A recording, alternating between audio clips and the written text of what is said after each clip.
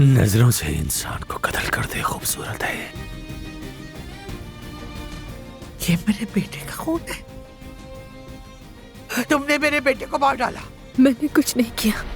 उस लड़की को मरना होगा। ये मरेगी और जरूर मरेगी। देखो तो जरा, कभी देखा है तुम लोगों ने इतना महंगा सोफा? कर्व स्क्रीन वाला टीवी आ जाए ना तो बता देना। आदिल दमीर खान को कल रात गोली मार दी गई। वो उसी जगह पर मर गए।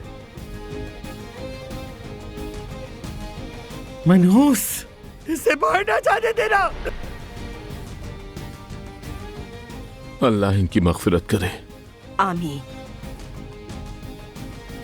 तुम इसी तरह चलोगी जैसे चीजें जल रही हैं, और फिर जहन्नुम की आग में हमेशा जलती रहोगी। ले जाओ इसे तहखाने में।